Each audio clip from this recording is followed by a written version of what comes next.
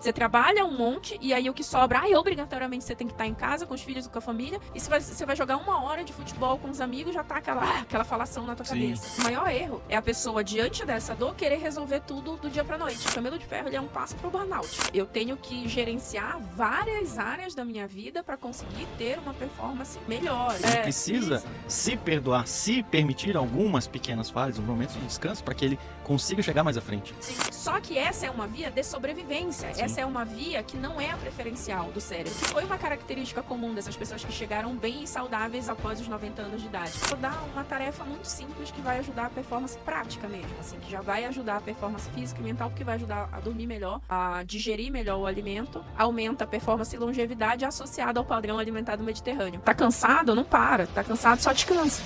E a partir daí ele vê que o corpo todo começa a entregar mais.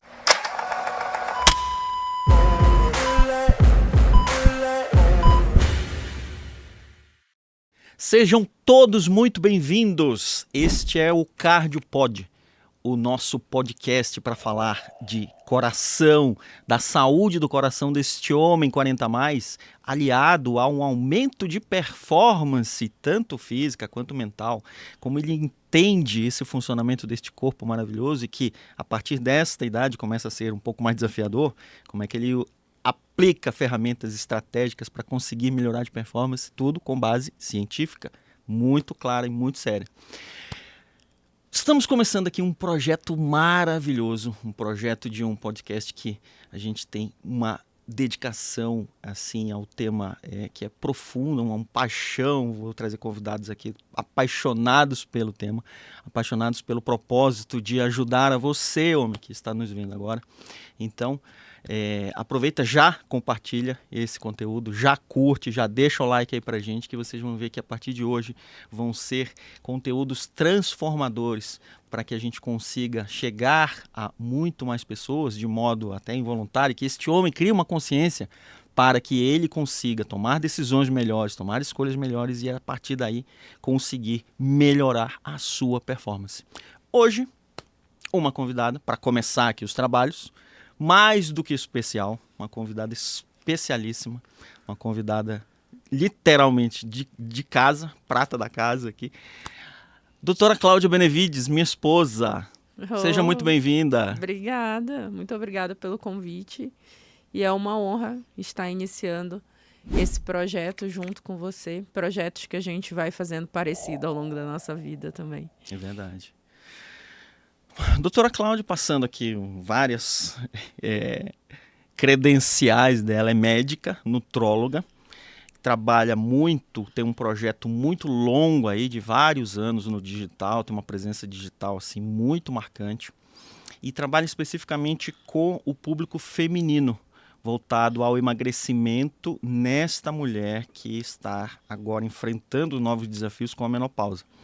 Então a gente está trazendo ela aqui para o time dos masculinos, vamos trazer ela aqui para falar no Clube do Bolinha e para que ela também consiga causar toda a transformação que ela causa nas mulheres agora aqui do lado de cada muro.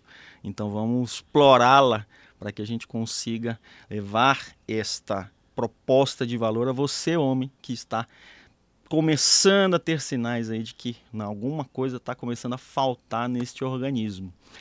Então, doutora Cláudia, é um prazer enorme aqui ter você com a gente. Então, já vou lançar uma pergunta aqui para você dizer para a gente o que o hábito da rotina deste homem pode influenciar, um hábito alimentar que ele pode estar cultivando aí ao longo dos anos, pode influenciar no prejuízo da performance, de quanto ele precisa entregar.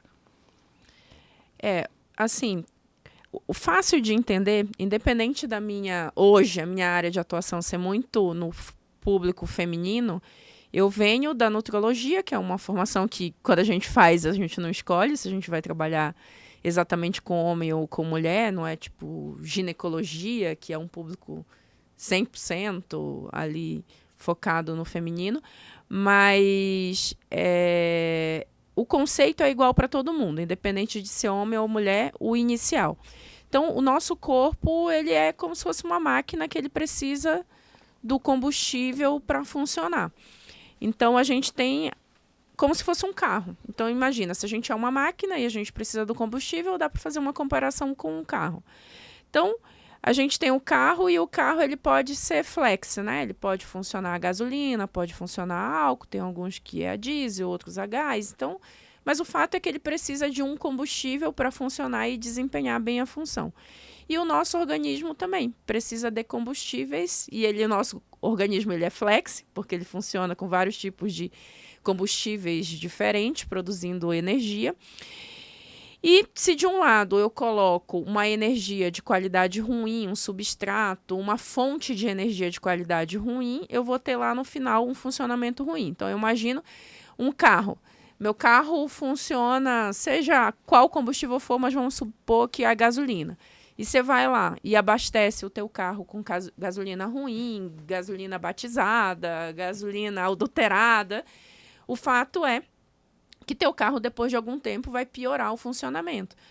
Ao ponto que, se você coloca uma gasolina de boa qualidade, e nem necessariamente precisa ser aditivada, ela só não precisa estar ruim de qualidade, o teu carro vai funcionar melhor. E aí também uma coisa que eu sempre falo, e você deliberadamente não coloca gasolina de qualidade ruim no teu carro. Você cuida do teu carro, você leva para manutenção, você faz as revisões de fábrica. Você não vai num posto de gasolina e diz, não, eu quero essa gasolina aqui mais barata e não me importa se ela está misturada ou não. Por que você sabe que você não vai colocar isso ou por que você tem esse cuidado? Porque você sabe que vai estragar teu carro e vai dar um prejuízo grande, maior, e que você pode ficar sem o carro na rua, parado na estrada, colocar em risco a tua vida, da tua família. Eu falo, e por que você não para e pensa que todo dia você está colocando combustível para dentro do teu próprio corpo, que é o teu maior recurso e teu maior bem?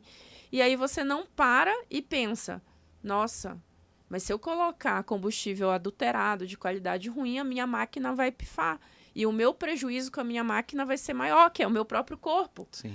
E aí você não para falar isso. Então, a lógica é isso. Qualidade de combustível bom, então qualidade de alimento bom, vai dar uma energia de qualidade boa e uma máquina boa funcionando. Então, trazendo para o corpo humano qual é a nossa fonte de energia? Qual é o nosso combustível? É a alimentação, que ali vai desdobrar em nutrientes, em macronutrientes, em micronutrientes. Os macros são carboidrato, gordura, proteína, os micros são vitaminas e minerais, mas tudo isso vai se transformar em energia. Então, se daqui, numa ponta, eu coloco qualidade de combustível ruim, lá no funcionamento da máquina, o funcionamento vai ser ruim. Se eu ponho um alimento de qualidade do lado de cá, vai passar pelo processo de metabolismo, mas vai sair uma energia de qualidade do outro lado. Então, é mais ou menos essa lógica.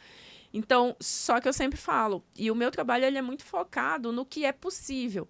Hoje, tirando atletas de alta performance, esse não é o nosso público, nem o meu e nem o teu, a gente trabalha com pessoas normais, comuns, a gente não é o médico da alta performance do atleta, que realmente precisa pesar a grama, precisa se pesar, precisa comer a quantidade certa de gramas e calorias de gordura, de proteína, e gordura polissaturada, monoinsaturada e várias subcaracterísticas, vamos dizer assim, dos alimentos. O ser humano normal, ele não precisa comer tudo certo 100% do tempo para sair uma qualidade de energia muito boa, mas ele precisa ter um foco e uma atenção na alimentação. E principalmente, se o objetivo final é aumentar a performance física e mental, tem que prestar mais atenção na qualidade do alimento para que essa transformação metabólica no corpo gere uma energia de qualidade e um bom funcionamento da máquina também. Exatamente. É muito, assim, interessante você colocar isso, porque é uma coisa que eu sempre falo para eles em encontros, em lives, a gente sempre trabalha essa questão da melhora de performance. Qual é a melhora? É uma melhora que leva ele do ponto A ao ponto B. Não necessariamente ele saia do ponto A e vai querer ir para o ponto N, para o ponto X. Eu preciso entregar o máximo de desempenho mental, desempenho físico, eu preciso agora ficar com o abdômen trincado, eu preciso ser o cara que está com tudo em cima. Não! Na verdade, esse cara precisa melhorar a base, que é o que você bem coloca, em relação à qualidade do que ele está jogando para dentro, e a partir daí ele ver que o corpo todo começa a entregar mais. a entregar melhor. E aí me vem à mente a questão de calorias vazias, né? Explica um pouco para eles aqui o que seria uma caloria vazia, como é que a gente consegue identificar uma caloria em termos de uma energia que seu corpo vai ter para trabalhar, já que você fala em qualidade do alimento, seria um alimento de qualidade que traz uma caloria boa e um que traz uma caloria assim ruim, uma caloria vazia. Eu já quero começar falando que eu não sou contra calorias vazias, inclusive gosto de muitas calorias vazias. Sim, né? sim. Mas qual é o conceito coloquial? Isso é talvez um apelido, um nome que foi falado para considerar. Eu vou voltar um pouquinho do metabolismo, que é o metabolismo. Então, eu quebro.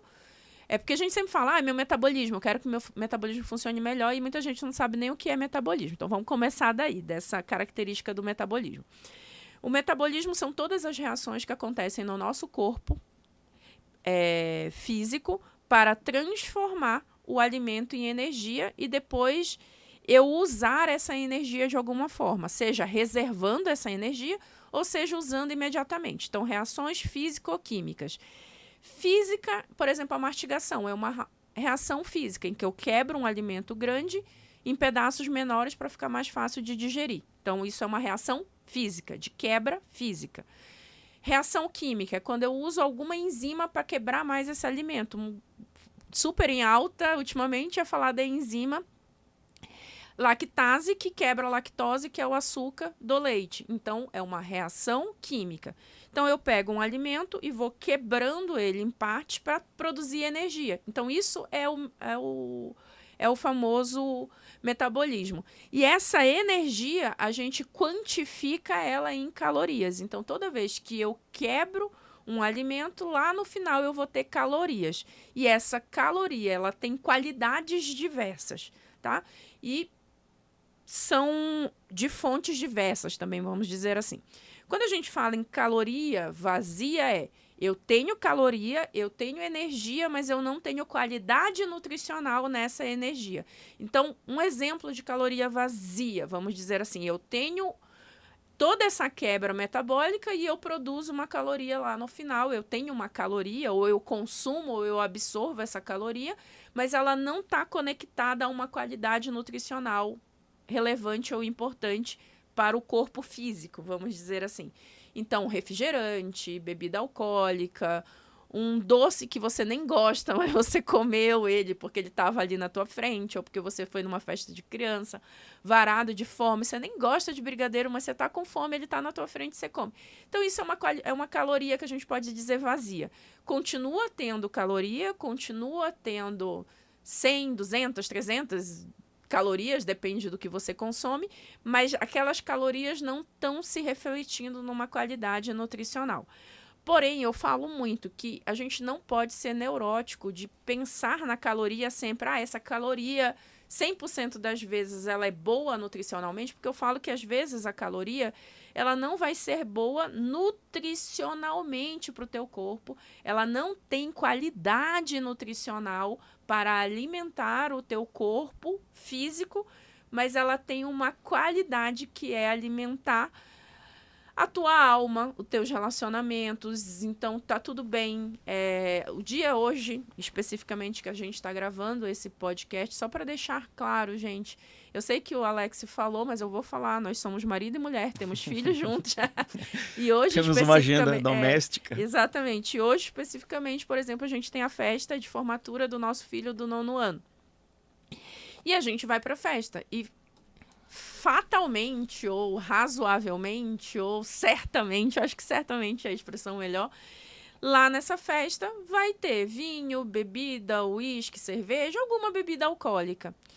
Que pra gente, quando a gente estiver lá brindando com espumante, com vinho, a gente não vai estar colocando calorias de boa qualidade para o nosso corpo nutricionalmente. Mas a gente vai estar alimentando o nosso corpo com aquela bebida alcoólica que eu gosto, que você gosta e que a gente não tem neura de não tomar, com um momento legal de comemoração, de formatura, de vitória, de conquista, de que o João está finalizando um ciclo da vida dele, indo para o outro, terminou o 1º grau, está indo para o 2º grau. Então, aquele alimento, aquela caloria, ela está alimentando uma outra situação na nossa vida, que é uma situação de comemoração, de satisfação, de recompensa. E tá ok, tá tudo bem. Eu só não posso todo dia estar na cachaça, ou no vinho, ou no espumante da hora que acorda até a hora que vai dormir. Que aí essa recompensa vai virar um problema muito grande. Total. É como se a gente não tivesse que contar calorias. A gente precisa ter uma consciência calórica, né? Onde vai entrar, em que contexto eu vou usar essa caloria, que eventualmente pode ser de uma qualidade ruim, mas ela vai dar um benefício naquele contexto que é um benefício que é agradável. Vai fazer você, de repente, até se motivar a seguir com as calorias de alta qualidade em um segundo momento. Eu costumo falar que tem calorias que alimentam o corpo e tem calorias que alimentam a alma. Perfeito. E aí, quando a gente consegue fazer esse equilíbrio, a gente consegue trabalhar para o nosso corpo estar numa performance melhor. Eu não falo que é a melhor performance, porque depende muito do que a gente quer e do que a gente precisa. E tem uma coisa também, tipo, a gente está fazendo aqui... para que as pessoas sempre entendam, a gente está aqui numa gravação. A gente está gravando num dia X qualquer e esse episódio vai para o ar em algum outro dia, quando a gente fizer a estreia, que vocês estavam esperando há muito tempo, que a gente estava aqui dizendo que a gente ia lançar esse podcast. Por exemplo, o dia de hoje é um dia que fisicamente e mentalmente eu, Cláudia, estou cansada. Por quê?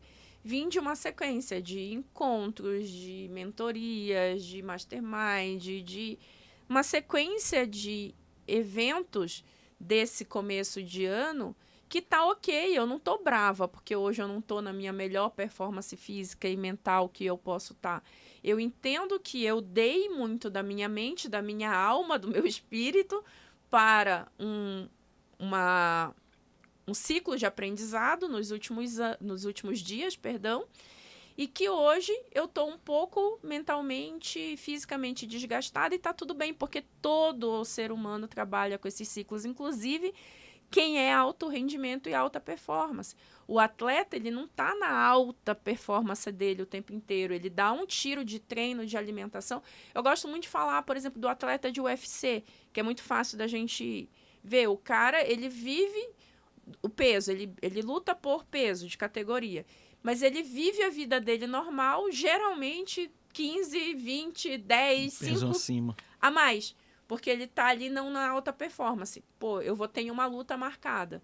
E aí o que ele começa? Intensificar a qualidade de treino, fazer uma restrição de caloria, de alimento mais intensa, porque ele sabe que no dia da pesagem lá, se ele vive com 80 e ele luta na categoria de 70, ele tem que estar com 70, senão ele é desclassificado.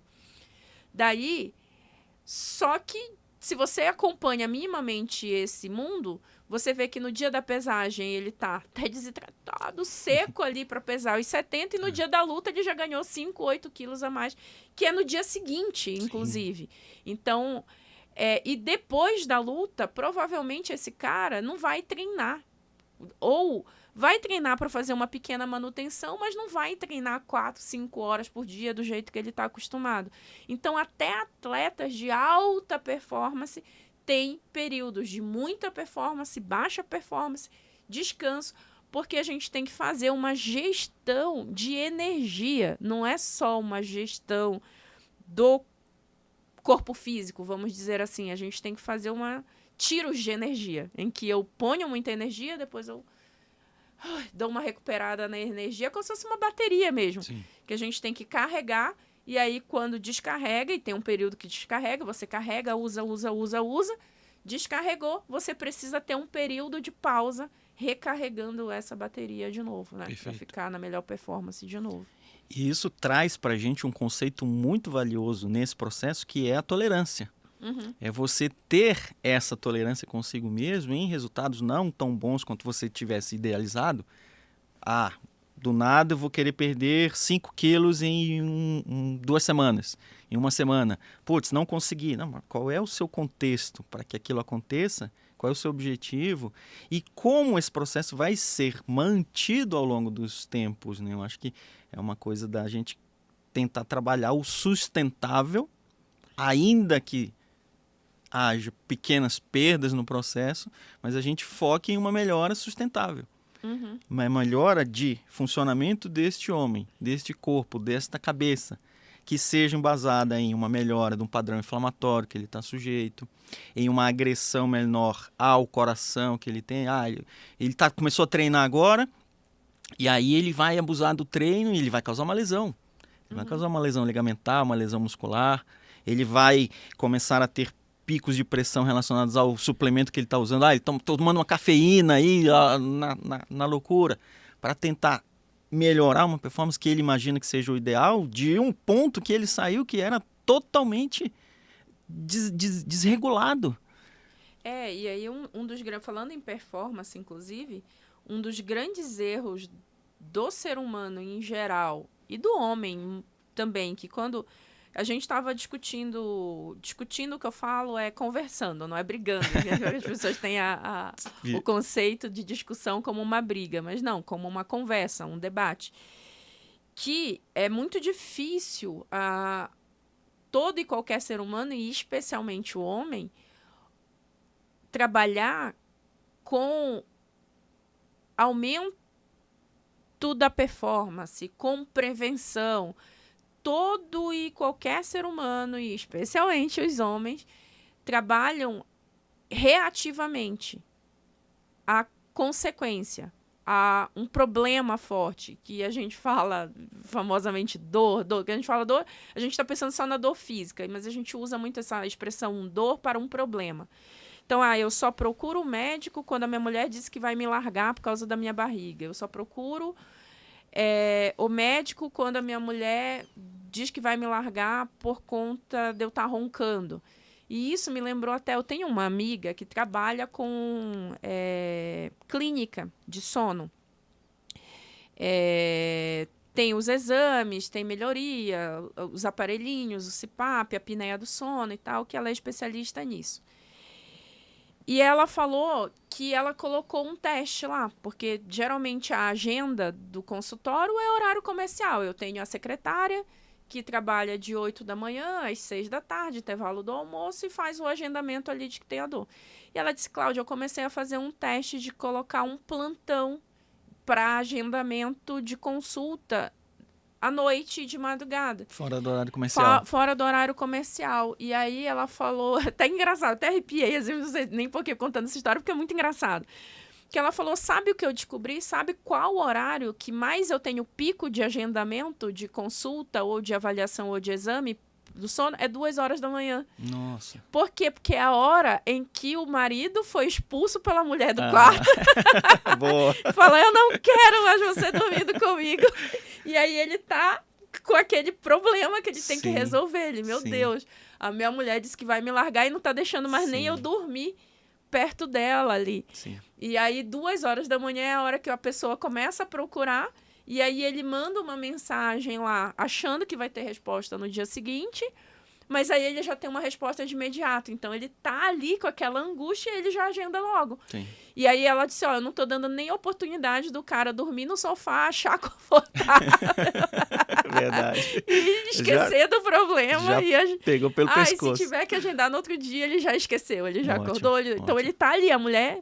Ele mandou a mensagem, a secretária responde na hora, e um dos maiores picos de agendamento que ela tem hoje na clínica do sono é 2 horas da manhã, que é a hora que a pessoa está vivendo aquela situação lá de estresse. Que coisa curiosíssima, assim, né? Porque, na verdade, é uma dor que é do homem, mas ele só sentiu essa dor quando ela veio da mulher, né?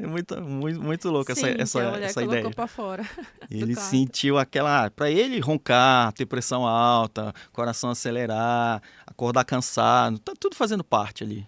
Eu tô bem, é assim mesmo, eu tô trabalhando demais e eu não posso parar, perder tempo em procurar alguma coisa para melhorar.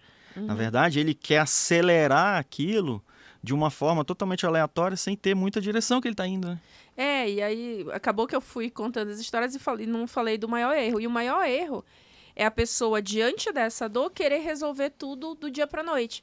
Aí fala, agora eu vou marcar o médico, agora eu vou tomar o suplemento, agora eu me matriculo na academia. e aí faz 2 horas lá e corre porque a primeira vez que você corre, por incrível que pareça, você consegue correr razoavelmente bem. Eu acho que tem algum gás, tem alguma coisa ali que o cérebro faz por você quando você tá, e deve ser muito movido justamente pela ação da dor ali, né? Então você vai na esteira e põe para correr e corre. E o homem geralmente consegue até correr mais, porque ele já tem naturalmente mais massa muscular comparado com a mulher. Então vai e corre, e faz e puxa o ferro e não sei o quê, e 2 horas de treino. E agora eu vou emagrecer 5 quilos só com esse treino. Aí no outro dia ele tá morto, quebrado, lesionado. Sim. E aí vai no ortopedista, agora você vai ter que ficar 2 semanas em repouso. Ele, agora também, depois de 15 dias eu não volto mais. Sim. Então, na verdade, são tiros errados de energia. E o que vai fazer você manter a tua performance e o teu resultado a longo prazo é você entender que você tem que ser um pouquinho melhor a cada dia. E isso é uma coisa que eu falo há muito tempo. Seja um pouco melhor. Hoje eu não consegui ser o que eu queria. Então, tudo bem, não se pune. Amanhã tenta ser um pouquinho melhor do que você foi ontem. E lá no dia seguinte, um pouquinho melhor do que o dia anterior.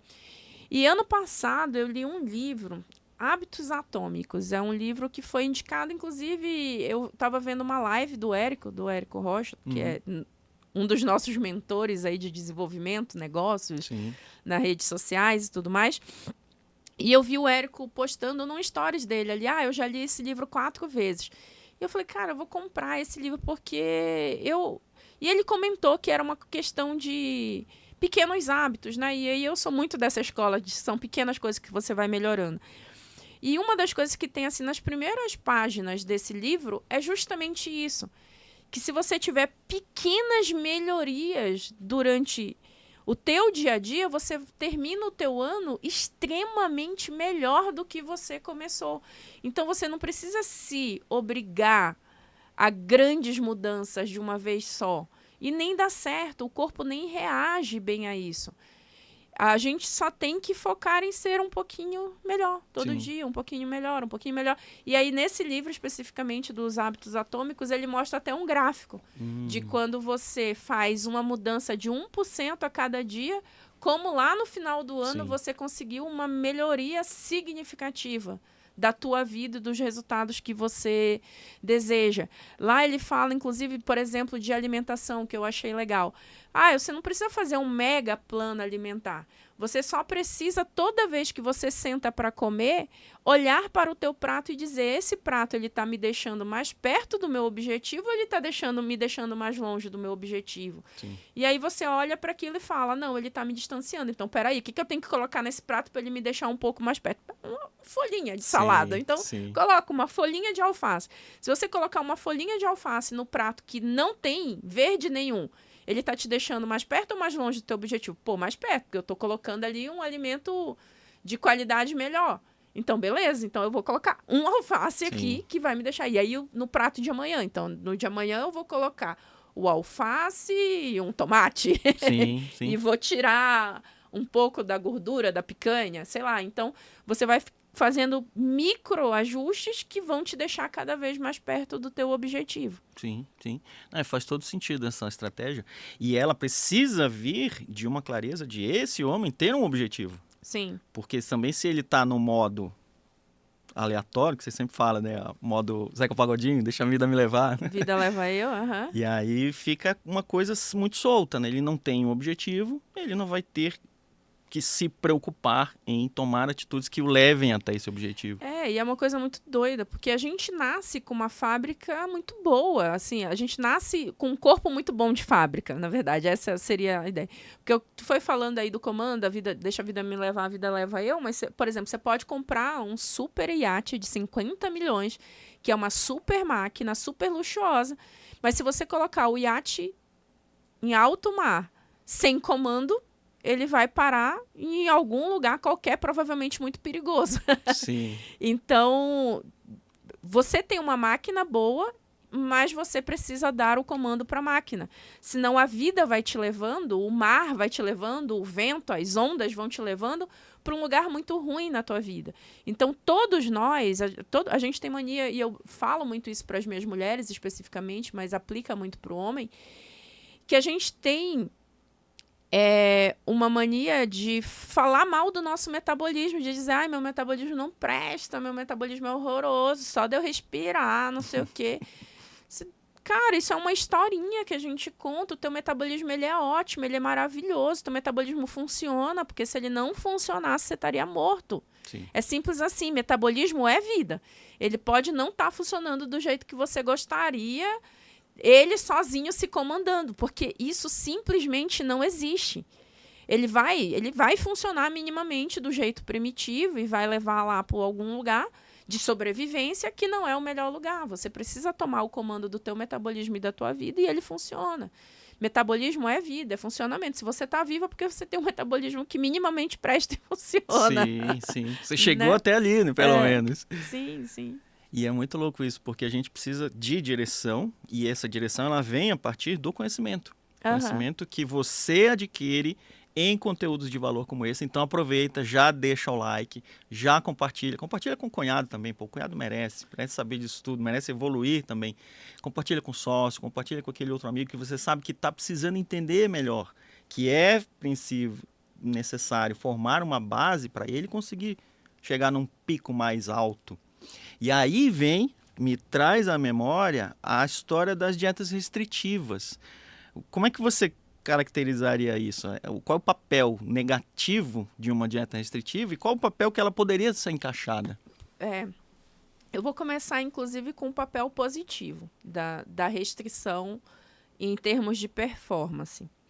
Que, inclusive, isso foi um estudo que eu fiz para o livro. Que esse livro aqui... Vamos já falar do livro também. Exatamente. Esse livro aqui, o título é Alimentação e Produtividade. Foi um livro que eu escrevi em 2018, então tem um tempo em que eu baseei muita pesquisa para performance física, mental. Então, como é que eu consigo melhorar minha atenção, foco, cognição através de estratégia alimentar? Então, uma das estratégias, de longe, validada, que ajuda a melhorar a performance mental e aumento de concentração, é dieta restritiva. É você fazer o que é uma dieta restritiva? É você fazer uma restrição calórica ou de algum tipo de alimento ou de horários de comida, de alimentação, por um período de tempo. Então, isso se caracteriza como uma restrição alimentar. A gente tem uma restrição alimentar quando eu simplesmente como menos caloria. Então, vamos supor que teu padrão alimentar é um consumo médio de 2.000 calorias por dia e você passa a consumir 1.500. Então, você teve uma redução calórica aí de 25%, se eu não estou um quarto, né? 25%, se eu não estou errada nas contas aqui.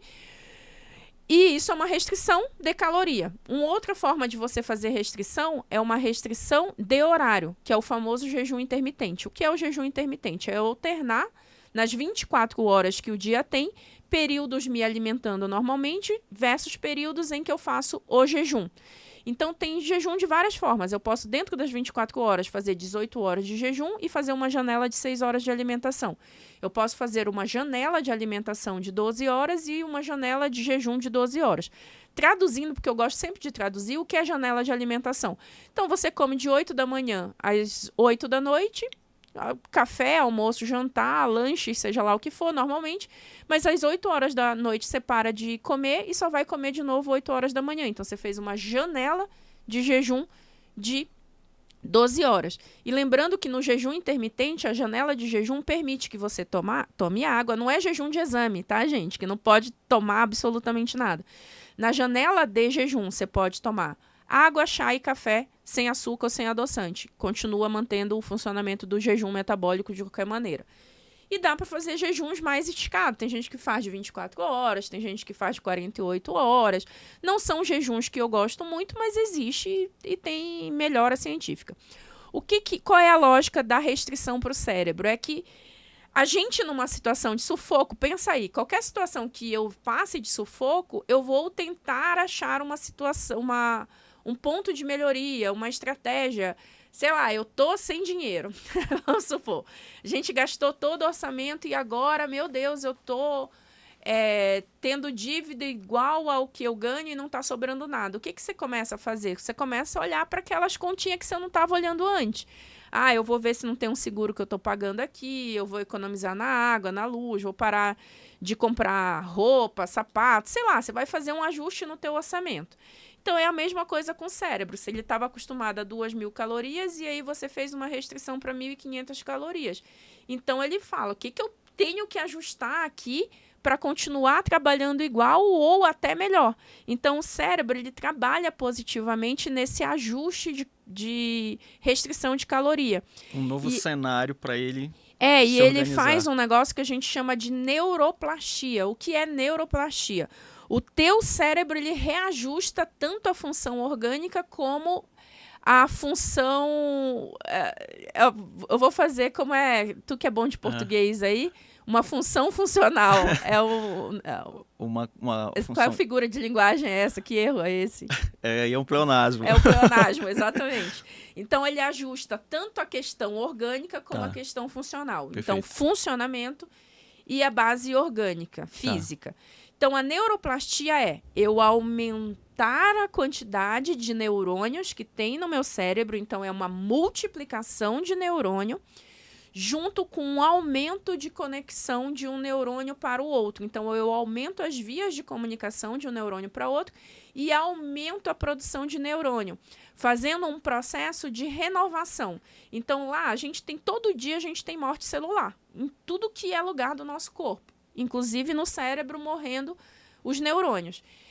Ou ficando os neurônios velhos e capenga. E o cérebro, na neuroplastia, o que faz? Olha aquele neurônio que está quase morrendo, capenga, ele pega a parte boa, que ainda dá para reutilizar, e aí mata o resto, pega a parte boa e faz um neurônio novo. Então, ele faz uma renovação celular. E uma das coisas que mais faz essa renovação celular a curto prazo de neurônio é uma restrição calórica. Certo. Só que até certo ponto. Eu não posso, porque o que eu estou fazendo? O corpo está trabalhando num mecanismo de compensação e de sobrevivência, que no primeiro sprint, vamos dizer assim, ele é positivo. Mas se eu fico hiperusando esse recurso, o que vai acontecer? Está em agressão, está em agressão, está em agressão. Eu tenho uma melhora boa, porque o cérebro teve que fazer essa reorganização, mas se eu continuo estafando esse recurso, eu vou entrar num declínio, porque aí eu já não vou mais ter matéria-prima para ficar renovando, eu já vou estar consumindo e aí a longo prazo eu vou estar matando basicamente esses neurônios. Sim. Então eu posso usar uma restrição calórica, um jejum intermitente, uma dieta cetogênica. A cetogênica é uma restrição de um grupo de alimento, que é o carboidrato, para fazer o corpo usar, resgatando um pouco o combustível que o nosso corpo, e principalmente o cérebro, mais gosta de usar é a glicose. Mas ele pode usar um combustível que chama corpo cetônico. O corpo cetônico ele é produzido através da quebra de gordura. Quando quebra a gordura, ele produz corpo cetônico, ele não produz glicose. A gente tem uma via metabólica que é assim.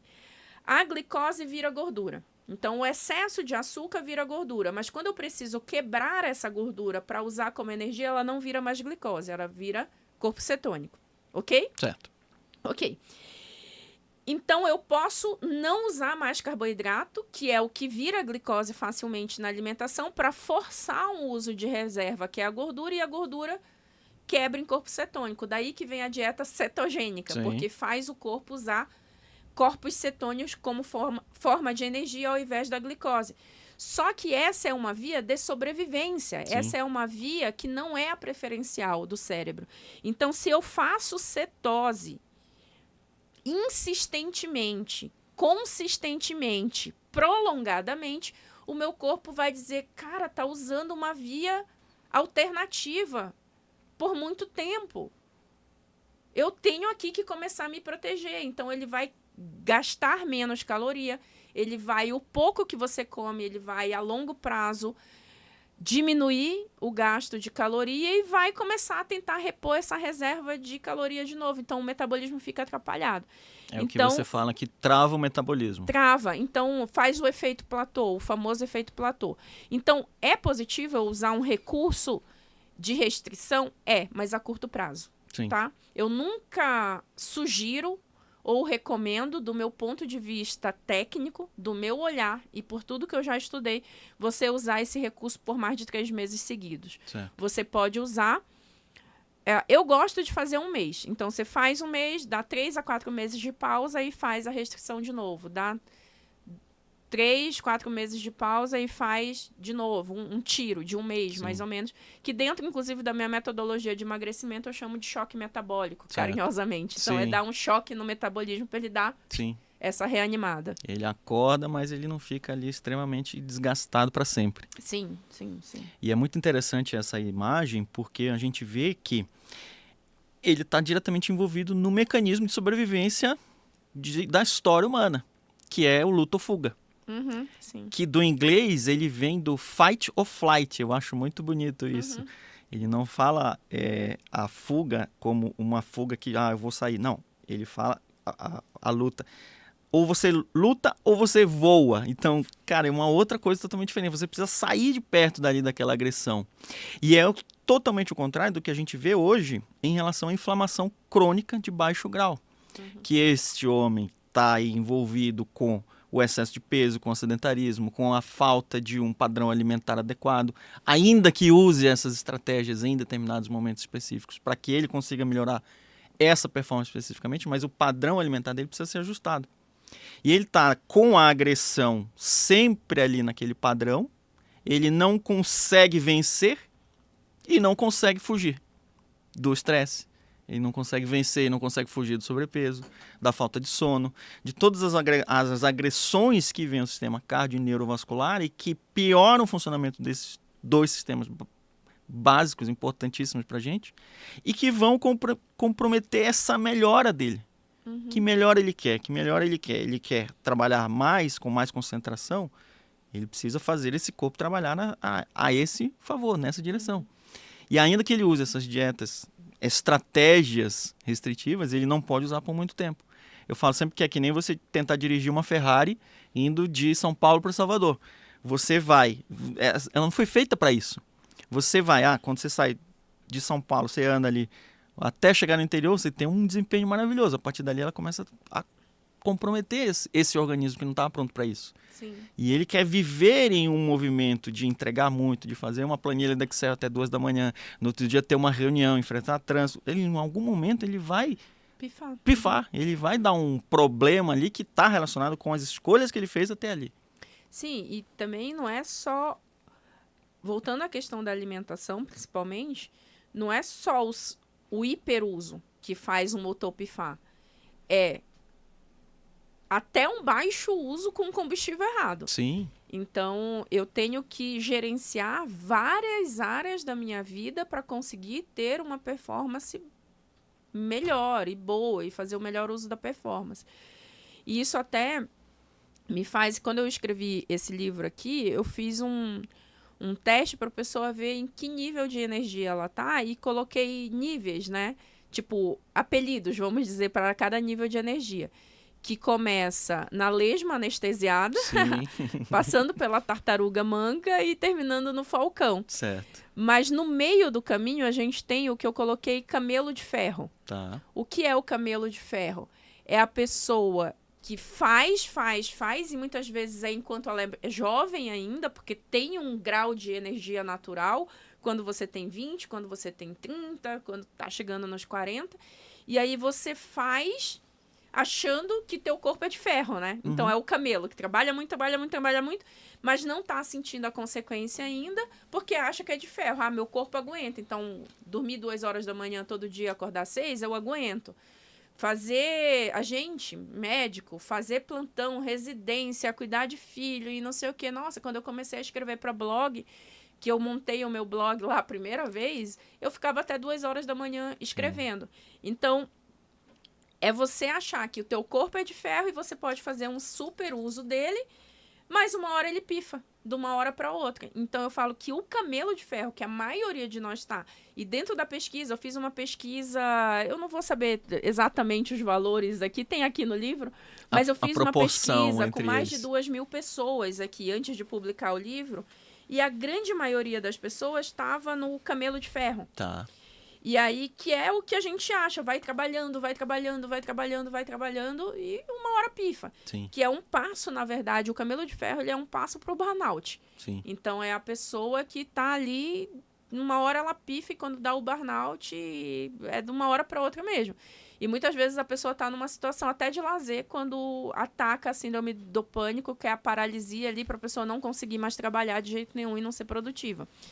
E aí passa para um lado que é o guepardo elétrico, que é quando você trabalha, tem muita produtividade ao longo do dia, mas lá no fim do dia você dá uma desanimada. Sim. E o falcão peregrino é quando você está na melhor performance. E o ideal, para todo mundo que quer ser produtivo, eu sou um falcão. Só que você nem sempre tá falcão. Às vezes você é falcão, mas você tá lesma anestesiada. Sim, e aí sim. você só precisa descansar. Sim. E aí entendeu? a gente volta para aquela tolerância. Ele precisa isso. se perdoar, se permitir algumas pequenas falhas, uns momentos de descanso, para que ele consiga chegar mais à frente. Sim, sim. Então, é a história. Tá cansado, não para. Tá cansado, só descansa. Sim. E volta novamente. Mas não precisa fazer um hiperuso dos teus recursos o tempo inteiro. Precisa dormir, precisa comer bem, precisa relaxar com os amigos, precisa ter tempo de hobby, de lazer, precisa ter um tempo de você com você mesmo, né? Às vezes tem uma agenda muito puxada, mas você precisa marcar uma hora para você, de repente para você ir no cinema, para assistir uma série, para assistir um filme, para fazer um hobby, para aprender um esporte, um tênis, sei lá, depende, jogar um futebol com os amigos, que seja. Sim. E não se sentir culpado por isso, porque a gente também tem essa sociedade que pressiona muito a gente. Você trabalha um monte e aí o que sobra, obrigatoriamente você tem que estar em casa com os filhos, com a família, e se você vai jogar 1 hora de futebol com os amigos, já tá aquela falação na tua cabeça. Sim. Fala, não, é importante. Uma mulher, 1 hora que tu deixa teu marido jogar o futebol com os amigos, ou ir no bar e beber, ou se quer conversar com os amigos, é importante para ele recompor a energia dele, para ele voltar para casa e estar melhor. Sim. Tá? E aí, seja o que for, seja o pôquer, o futebol, ou a hora dele sentado no sofá lá, passando de controle remoto. Assistindo todos os jogos da TV. Ele precisa, todo mundo precisa de 1, 2 horas ali para recompor talvez a energia. O ideal, na verdade, quando a gente vê longevidade, tem um estudo, né, das pessoas que viveram mais de 90 anos, que vivem mais de 90 anos. Então, é um estudo de mais de 30 anos e que viu quais foram as características similares para trás das pessoas que vivem mais de 90 anos. Inclusive, esse estudo é 90 mais, né? Sim. Então, ele, 30 anos, mais de 30 anos, acompanhou, e as pessoas que chegaram aos mais de 90, com cognição, diga-se de passagem, bem, de saúde, não é que chegou acamado. Chegou bem, com qualidade de vida. Exatamente. Olha para trás, o que foi uma característica comum dessas pessoas que chegaram bem e saudáveis após os 90 anos de idade? Pelo menos 2 horas de lazer e hobby por dia. Por dia! Perfeito. Por dia. E outra característica que é muito interessante é que também tinha um consumo moderado, até moderado de álcool, né? Não obrigatoriamente tem que consumir álcool, mas tinha um consumo moderado, que é de 1 a 2 doses de álcool por dia. E eu sempre falo que o consumo de álcool, ele faz... ele está associado, o moderado, né, a uma longevidade saudável, não é pelos benefícios nutricionais do álcool. Provavelmente é pelo benefício social do álcool. Porque quem bebe moderado, ele não é um alcoólatra. Ele não está bebendo sozinho na casa dele, depressivo. Né? Porque quem é um viciado, que está sozinho e que está fazendo uso do álcool para compensar um estado depressivo ansioso, normalmente ele não bebe 1 latinha por dia. Ele bebe 2, ele bebe 3, ele acorda, ele bebe no almoço, ele bebe no meio da tarde, ele bebe no jantar. Então, ele tem um consumo que não é o moderado de álcool. Normalmente, quem tem o consumo social moderado é, de fato, social. A pessoa consome com a família, consome com os amigos, consome no momento de alegria. Então, a bebida alcoólica, que é a tal da caloria vazia, ela está entrando no momento de sociabilidade, e isso é muito importante. Perfeito. Né? Ela consegue gerenciar o equilíbrio para que a função cognitiva / emocional desse homem esteja boa, ainda que ela esteja causando algum desequilíbrio metabólico nele. Sim, exatamente. E é muito louco essa ideia, porque aí a gente precisaria também gerenciar a própria ingestão do álcool. Sim. Lembrando que o álcool é a única droga que tem 3 efeitos totalmente diferentes. Ela consegue, no primeiro momento, fazer um relaxamento. Num segundo momento, ela causa uma euforia. E no terceiro momento, ela causa uma depressão aguda. Nesse sistema cardiovascular, nesse sistema neurocognitivo, esse homem, acaba tendo uma depressão da coordenação, da força, da tomada de decisão dele, acaba ficando comprometida, da ressaca que ele vai ter no outro dia, vai comprometer também o desempenho dele no outro dia.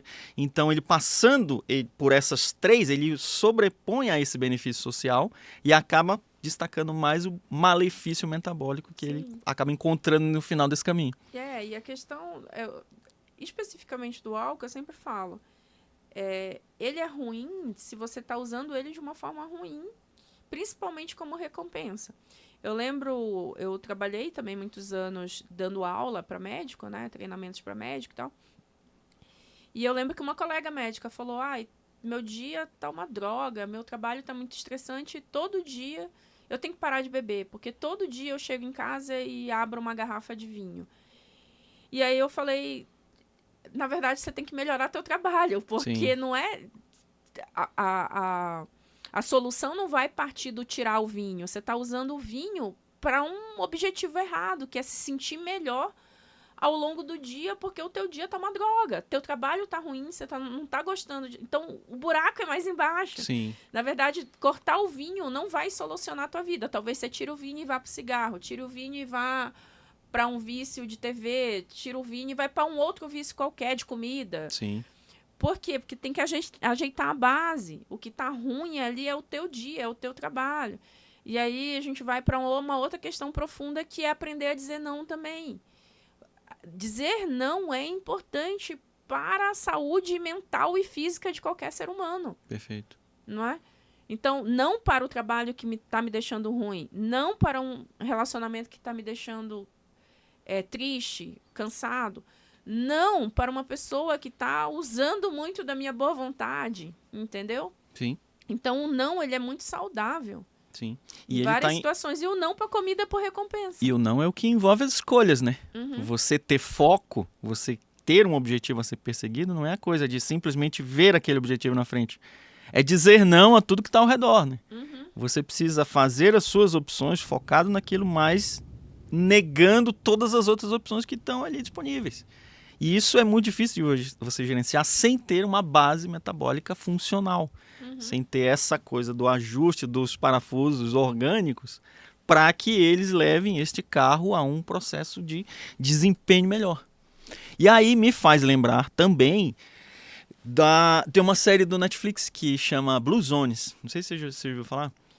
Eu sou apaixonada no do Zac Efron, que ele tem um episódio que Sim. é nas Blue, que é lá na Sardenha. Isso, a Sardenha fala da Blue. É. Inclusive aqui no livro tem Okinawa, né? Isso, exato. É São 5 zonas. Uma das que mais longevidade no mundo. Exato. Até então, a ideia, o senso comum diz que quem vive mais é o japonês.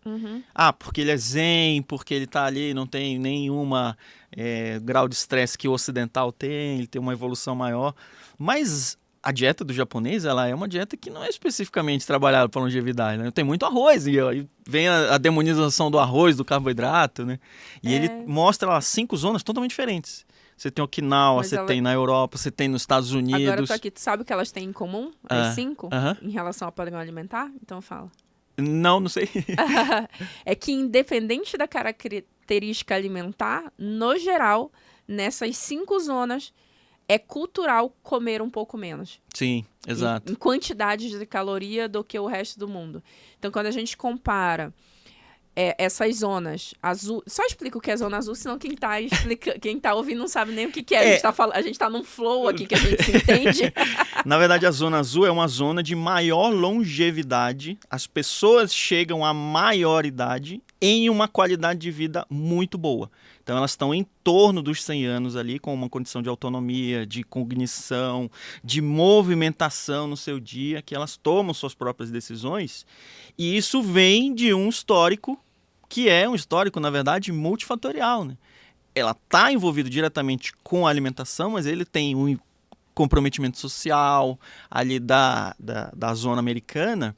É uma zona que era uma zona de pessoas que faziam parte de uma comunidade religiosa. Então, eles estavam muito envolvidos. Ele tica lá, né, vários fatores que ele achou determinante. Então, um dos fatores que ele achou assim, muito importante era o envolvimento social que as pessoas tinham. A empatia, a preocupação. Então, eles faziam caridade, eles iam ver por que a pessoa não estava mais vindo nas reuniões. Então, tudo isso, convívio social, o próprio japonês, ele trabalha muito com o idoso dentro de casa. Esse idoso ele é preservado no convívio social da família. Sim. E no Japão eles têm um forte trabalho de saúde pública em relação a gerenciamento de doenças crônicas também, né? Sim. Tipo, a pessoa é chamada na casa dela se der alteração no exame, Exato. se tiver acima do peso. Tem menos de 4% da população do Japão tem obesidade. Se a gente for comparar com o Brasil, no Brasil a gente está chegando em mais ou menos 22% da população com obesidade instalada, né? Sim. Com sobrepeso a gente tem mais de 55% da população. Mas do padrão alimentar que eu estava falando é engraçado, porque a gente tem mania de dizer, então tem que cortar o carboidrato, então, do Japão, arroz. Então eu tenho que cortar a massa. Na Itália tem massa. Sim. Então eu tenho que cortar a bebida. Mas na Itália também tem o vinho. Inclusive, esse episódio que é um tour por culturas que do ator, do Zac Efron, eu acho que é curta essa, eu não lembro direito o nome desse. Mas tem um episódio que ele faz na Sardenha, especificamente. Tá. E ele vai acompanhar o dia daquelas pessoas lá. E é muito legal, tem um velhinho lá que ele fala, qual é o seu segredo de viver mais e melhor? Aí ele sobe, desce uma ladeirinha todo dia para ele ir num barzinho onde ele senta e toma uma taça de vinho. Olha que legal. Feliz da vida, todos os dias. Sim. Na massa. A pessoa preparar a sua própria comida com seus temperos. Então, não é cortar a massa, mas é como você tem a relação com aquela comida, com aquele carboidrato, com aquela bebida que está muito relacionada ao hobby e à sociabilidade também. Mas na característica comum, vamos dizer, alimentar nas zonas que tem maior longevidade, é o comparativo com quantidade de comida. Sim. Porque, no geral, a gente come mais do que a gente precisa porque a gente está entupido dessas calorias, não só vazias, mas as calorias de uma densidade calórica muito grande. Então, no refrigerante tem uma densidade de caloria muito fácil de ser absorvida. No suco de fruta, então, se eu for comparar um copo de suco de fruta, a facilidade que eu tenho, de laranja, que eu tenho de tomar um copo de 500 ml, que tem ali 5, 6 laranjas, é muito fácil em comer a laranja ou chupar a laranja com bagaço. Então, não é deixar de consumir a laranja, mas, vai pra fruta in natura em vez de ser o copão de suco. Sim. Mas também não quer dizer que você nunca pode tomar suco. Você pode, mas não é aquilo que tem que ser todo dia, entendeu? Sim. A própria frutose nos últimos anos aí, ela acabou herdando uma má fama, né? Não posso comer fruta porque tem frutose, é carboidrato, vai gerar... E a pessoa não consegue fazer a conta que a fibra está envolvida naquela metabolização da açúcar que você está dando junto com a fibra, mas também com outros nutrientes que vão ser envolvidos ali na sua digestão. Então, você vai melhorar o funcionamento do intestino através do uso da fruta, não especificamente do suco, que você vai ter a caloria isolada ali. E lembrando de uma outra característica no Japão, é o consumo bem elevado, acima da média do resto do mundo, de chá verde, né? Sim.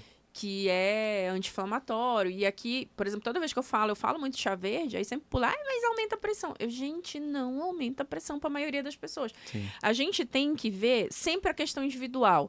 Não existe uma orientação que vai servir 100% para todo mundo e também não existe um alimento ruim que vai ser ruim para 100% das pessoas. Então a gente tem que ver a nossa individualidade.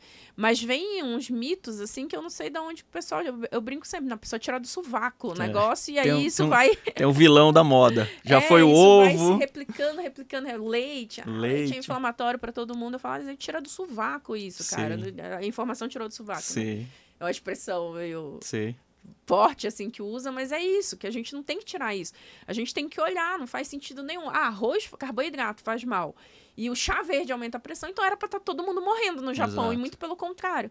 É um dos menores índices de obesidade que a gente tem no planeta e de pressão de hipertensão também, né? Bem baixo também. E eles usam muito chá verde na rotina. E é interessante isso porque ele, por exemplo, uma das Blue Zones é na Sardenha. E a Sardenha usa a dieta do Mediterrâneo, que é tida como a melhor dieta para você manter um padrão cardiovascular adequado. Uma das melhores, né? Mas não é que você vai conseguir proteger todo o seu corpo, 100% do tempo, através daquele uso específico daquela dieta, né? Então, conta um pouquinho, inclusive, o que tem na dieta mediterrânea? Eu já ia até falar, porque a dieta mediterrânea, ela não é exatamente uma dieta, ela é um padrão alimentar. O que é um padrão alimentar? A dieta, a gente pode considerar hoje, a dieta ela é um plano alimentar com começo, meio e fim. O padrão alimentar é como, de forma comum ou rotineira, aquela população se alimenta ou aquele indivíduo se alimenta. Tu tem um padrão alimentar, eu tenho um padrão alimentar, o João, o Lucas, todas as pessoas no planeta têm um padrão alimentar. E tem padrões alimentares que são semelhantes. Então, o padrão alimentar do Mediterrâneo, que erroneamente a gente chama de dieta, que não é uma dieta, é um padrão alimentar, ela está muito focada na baixo consumo de carne vermelha, no alto consumo de gorduras de boa qualidade através de castanhas e azeite e, por incrível que pareça, no consumo social da bebida alcoólica. Exatamente. Esse é um ponto de questionamento, né? Porque dos defensores da demonização total do álcool é sempre jogado aí. Por que esse álcool envolvido nesse contexto, nesse padrão alimentar saudável, ele não causa o malefício que você tem preconizado hoje no mundo? É que se a gente for olhar o consumo do álcool isoladamente, realmente não tem dose segura para consumo de álcool. Então, tem dose de álcool onde ela não atrapalha, por exemplo, no emagrecimento, onde ela não atrapalha na longevidade, onde ela não atrapalha no desenvolvimento de doenças. Então, não existe consumo saudável de álcool, vamos dizer assim, se a gente olhar para o álcool isoladamente. Só que a gente tem que olhar que a nossa vida ela não é setorizada, né? A gente vive coisas acontecendo ao mesmo tempo. Então, e não dentro é linear, de tudo que está acontecendo na minha vida, até onde eu posso consumir álcool que isso não seja mais prejudicial para mim do que todo o resto que eu estou fazendo, entendeu? E é interessante porque a própria ação do álcool, dele oscilar nessas 3 padrões de ações, muda dentro da própria pessoa. Então, em um momento que você está em jejum, que você está alimentado, que você está mais ou menos desidratado, que você está com mais ou menos o sono ajustado, todas essas fases vão oscilar entre elas mais rápido ou menos rápido. E você fala, eu tomo muito bem meu copo de uísque à noite, cowboy, que eu chego do trabalho estressado e só isso me relaxa. Isso vai acabar mexendo com o ciclo de rotação do sono à noite. Ele vai entrar numa fase profunda mais rapidamente, ele vai oscilar em mais rotações e ele vai começar a iniciar esse sono ser abreviado de um modo mais rápido. Então, quando for umas 5h30 da manhã, ele está acordado. E aí você tem um desajuste na pico do cortisol, que deveria ser liberado só pela manhã. Então, tudo isso são detalhes que ele não percebe, que ele acha que simplesmente foi aquele momento, aquele prazer que ele teve ali, que vai estar relacionado com uma melhora ou piora do funcionamento do corpo todo. Né? Sim.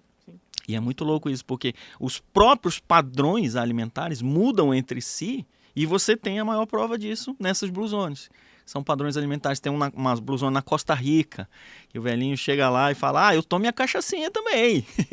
É muito engraçado isso, porque você vê que não é uma coisa muito fixa, não é uma coisa dogmática, a coisa da alimentação, né? A gente fica preso, né? Tem famoso saquê, né? Sim. Também tem sua própria bebida alcoólica cultural. Exato.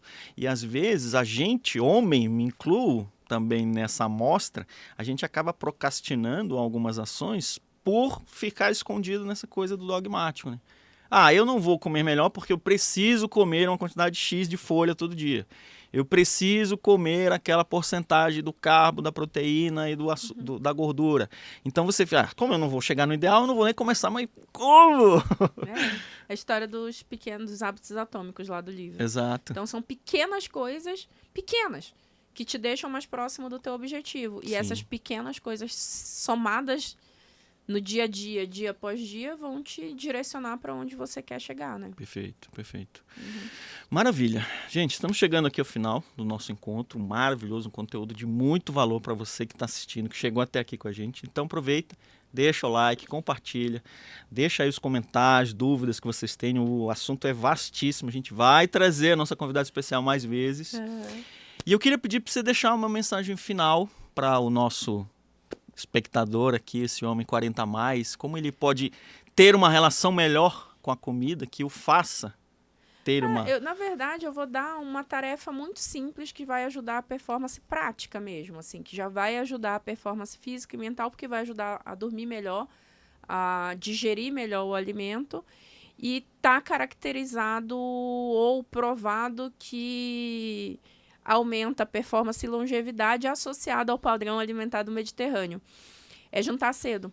Então, quando você dá um repouso para o teu trato gastrointestinal desse esforço de digestão, ele também vai conseguir trabalhar melhor metabolicamente por vários motivos. Melhoria do sono, melhora do ciclo de hormônios, de saciedade, de fome, produção de hormônio do crescimento, que é o GH, que vai ajudar a melhorar a produção de massa muscular.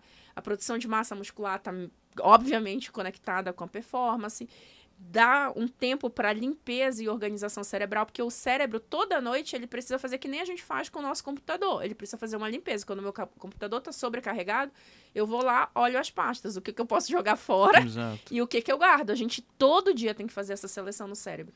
E jantar cedo, pelo menos 2 horas antes de ir dormir, te ajuda a melhorar essas engrenagens inteiras. Então é uma tarefa super simples, não é nem fazer um esforço ainda de mudar o que você come, mas só o horário que você come, 2 horas antes de deitar para dormir, já vai dar um bom start aí no aumento de produtividade. Perfeito. Lembrando que a gente precisa dar um horário para que este cérebro se acostume com agora é hora de dormir.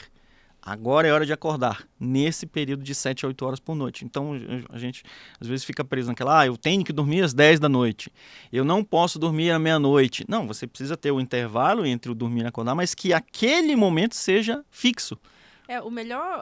O melhor combinado de longevidade foi 12 horas de jejum com padrão de alimentar mediterrâneo. Esse foi o show de bola. Perfeito, maravilha. Muito obrigado pela presença, estamos aqui trabalhando para que você, homem, consiga entender melhor como é que funciona este corpo, esta mente que você tem aí dentro, que tem um potencial maravilhoso de entregar mais a cada momento, não é fazer uma coisa louca para você ter um pico de desempenho e depois ter um vale gigantesco pior do que você começou, mas que você consiga evoluir, como a doutora Cláudia fala aqui muito bem, um pouco a cada dia e você consiga chegar nesse seu ideal que a gente busca, a nossa versão melhor de nós mesmos. Muito obrigado para todo mundo que chegou até aqui, para todo mundo que passou, por todo mundo que assistiu esse episódio e nos vemos na semana que vem.